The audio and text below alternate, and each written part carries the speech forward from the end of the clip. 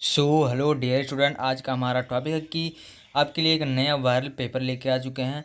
और ये viral paper काफ़ी इंपॉर्टेंट है क्लास 12th के लिए बोर्ड एग्ज़ाम 2025, जो कि अभी लेटेस्ट जो है यूपी बोर्ड ने जारी किया है। ये मॉडल पेपर इंग्लिश का 100 नंबर का इसमें पूर्णांक दिया जाता है। इसमें प्रैक्टिकल नहीं दिया जाता है, इसमें 100 नंबर पूरे में पूरे दिया जाता है।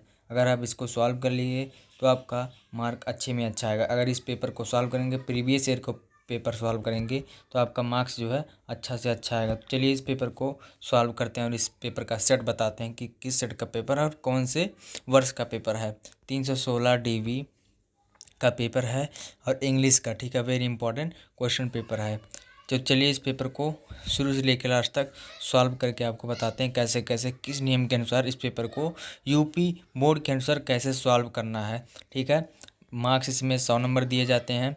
ठीक, तो चलिए देखते हैं 2024 और 25 के लिए प्रीवियस ईयर का काफ़ी इंपॉर्टेंट क्वेश्चन पेपर है। तो चलिए इसको हम देख लेते हैं, इसका नियम क्या है। तो सबसे पहले आपको 15 मिनट दिया जाता है इस पेपर को पढ़ने के लिए, शुरू से लेकर लास्ट पेज तक 15 मिनट के आपका टाइम दिया जाता है। उस 15 मिनट में आपको पूरे पेपर को पढ़ना होता है। तो 15 मिनट का आपको टाइम दिया जाता है। उस 15 मिनट में ये एक एक क्वेश्चन को आपको समझना है और उसको अच्छे तरीके से रीड कर लेना है।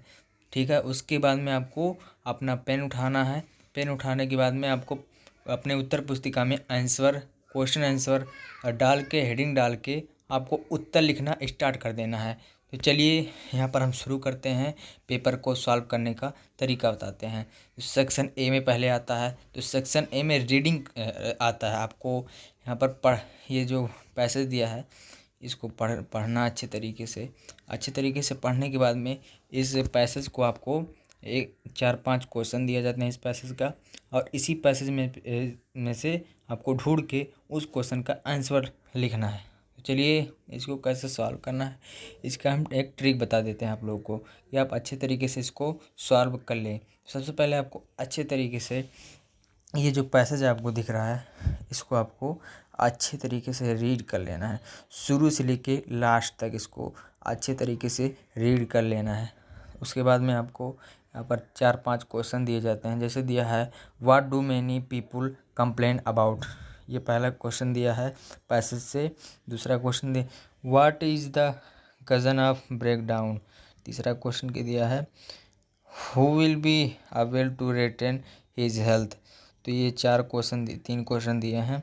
तो इसी में से आपको 4-5 और दिए जाएंगे और इसी में से आपको अच्छे से पढ़े होंगे आपको, तो आपको इसको आसानी से ढूंढ लेंगे। तो एक आपको ट्रिक मैं बताता हूँ कि जैसे कि यहाँ पर what do many people complain about, जैसे क्वेश्चन में से कोई भी अंक आपको इस पैसेज में मिल जाए तो वही समझ लीजिए इसका आंसर यही है। तो आपको यहाँ पर आपको जो रहता है लास्ट में आपको इस प्रकार से क्वेश्चन मार्क लगा के मतलब बंद कर देना है, जहाँ पर 1 लाइन 2 लाइन आपको आंसर देना है। चलिए नेक्स्ट पेज देख लेते हैं। तो पहला पेज था क्वेश्चन पेपर का। दूसरा पेज में यहाँ पर दिया है वही पैसेज से यहाँ पर 3-4 क्वेश्चन और दिए हैं जो कि हेल्थ गिविंग के लिए पूछा गया, यूजफुल हेल्थ गिविंग के लिए पूछा गया है। तो इसमें आपको 3 अंक पर्याप्त होंगे इस क्वेश्चन को सॉल्व करने के बाद। चलिए नेक्स्ट सेक्शन देख लेते हैं। अगले सेक्शन में किस प्रकार से क्वेश्चन दिए गए हैं। यहाँ पर सेक्शन बी, राइटिंग, लिखने के लिए आपको दिया जाता है। ठीक, आपको अपने उत्तर पुस्तिका उठाना है, उसमें यहाँ पर हेडिंग डाल देना है सेक्शन बी राइटिंग।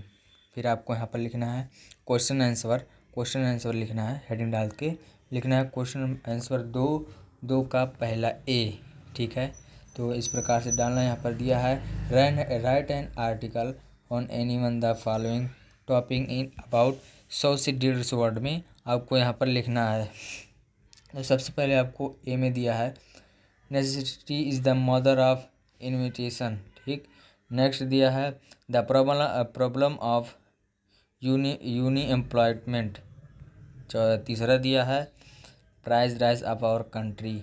ये तीनों के बारे में, तीनों में से केवल एक को आपको यहाँ पर दिया ना, any one of the following topic. तो ये तीनों जो आपको आर्टिकल दिया इसमें से आपको केवल एक टॉपिक के बारे में आर्टिकल लिखना है। 100 से 150 वर्ड में लिखना है। अगर आप 100 से 150 वर्ड में लिख देंगे तो आपको 100 नंबर प्राप्त हो जाएंगे। आपकी उत्तर पुस्तिका में 10 नंबर आपको दे दिया जाएगा एग्जामिनर द्वारा। नेक्स्ट क्वेश्चन देख लेते हैं। ये तो सेक्शन बी का आर्टिकल सेक्शन था। तो यहाँ पर नेक्स्ट है तीसरा राइटिंग का। Write a letter to the editor a newspaper about frequent break down of a electric supply in your locality. यानी इसे आपको एक लेटर लिखना है जो कि न्यूज़पेपर में आए।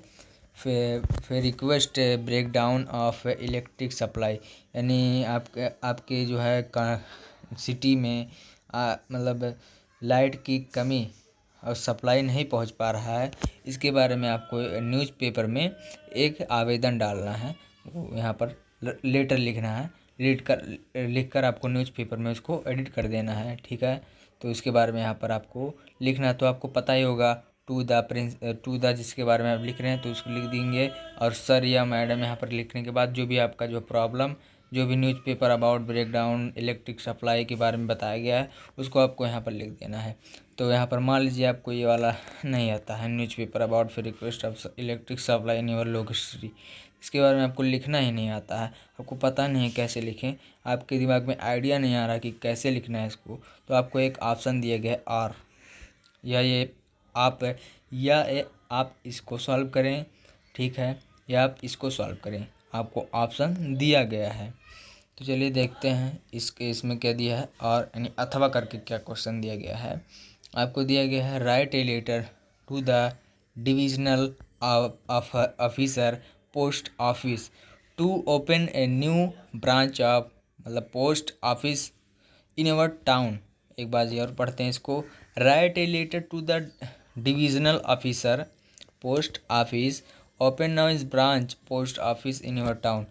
मतलब इसके बारे में लिखना है। आपको समझ में आया?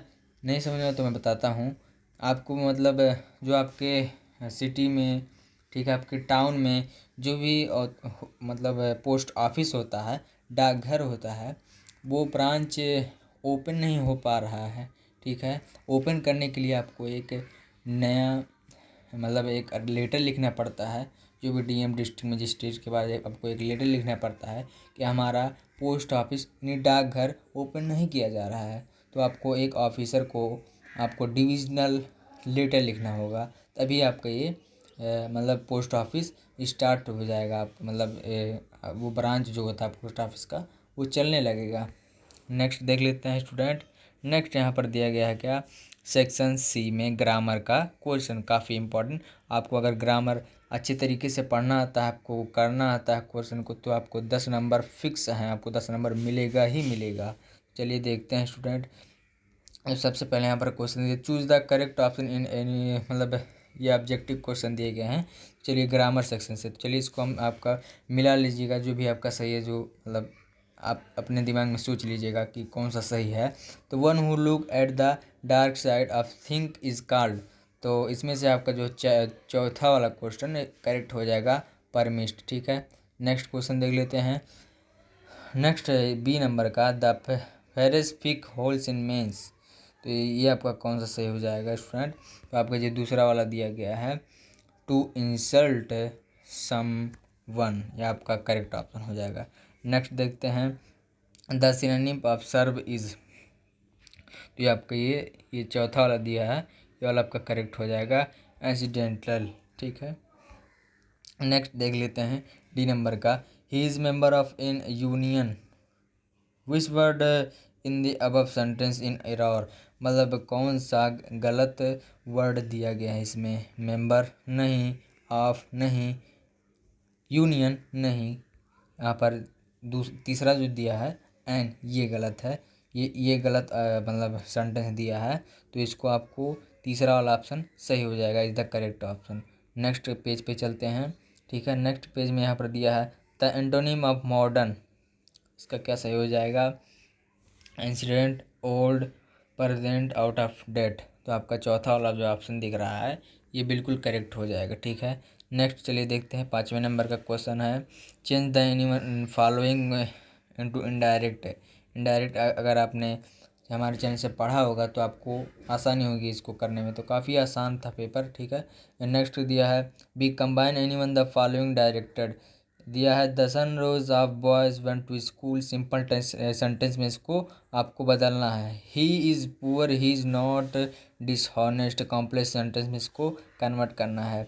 ठीक है, नेक्स्ट दिया है change any one the following is directed, beside making promised you kept, compound sentence में इसको कन्वर्ट करना है। Did you not write a letter, passive voice में इसको आपको कन्वर्ट करना है।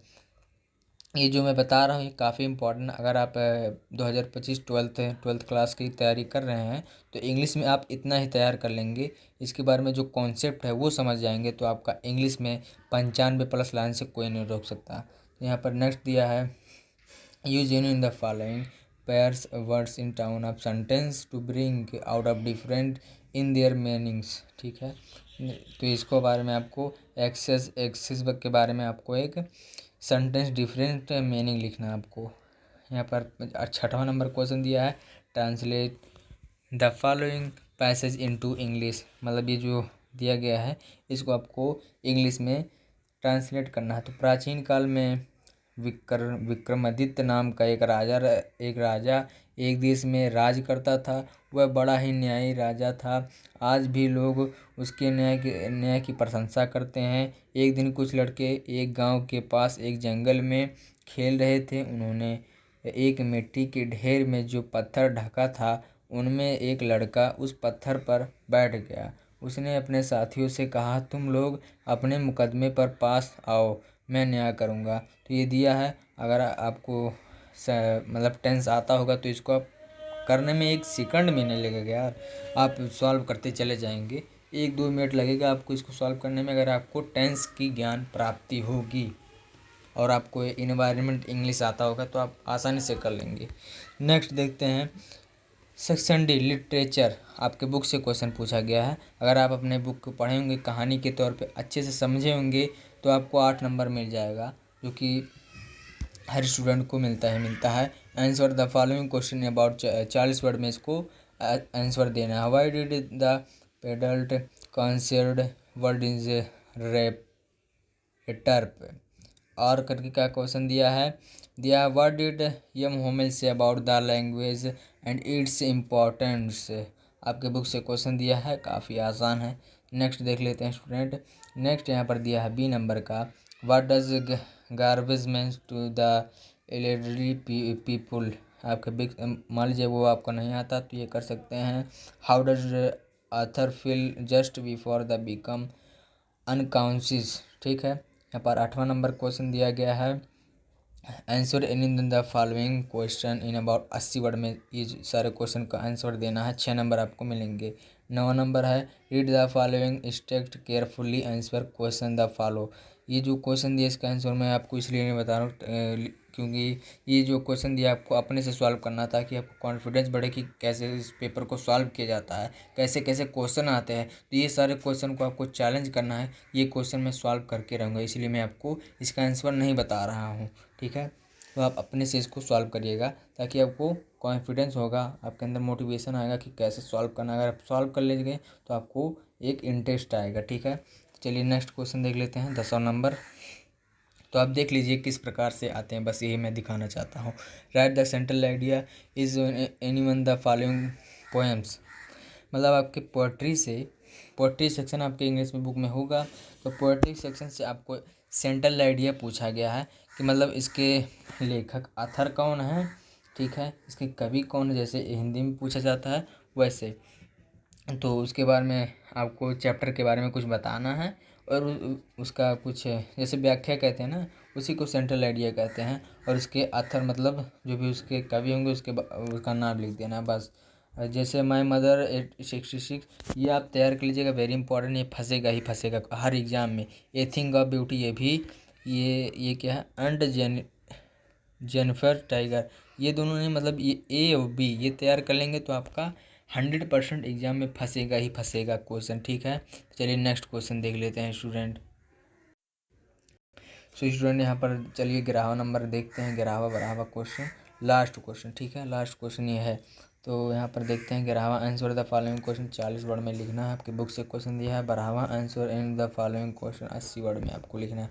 वीडियो काफ़ी लंबा होता जा रहा है तो इसको आप सॉल्व कर लीजिएगा अपने से, ताकि आपका कॉन्फिडेंस बढ़े और अपना जो भी सॉल्व करने का स्पीड हो आप प्रैक्टिस कर लें। ठीक है, तो यही था आज का पेपर। अगर पेपर में आपको ज़रा भी इंटरेस्ट आया हो, मज़ा आया हो, एंटरटेनमेंट आया हो, ठीक है, तो लाइक सब्सक्राइब शेयर करिएगा और अपने दोस्तों के साथ शेयर करिए। चलिए मिलते हैं इसी प्रकार की कोई अच्छे और नॉलेजफुल वीडियो के साथ। तब तक के लिए जय हिंद, नमस्कार।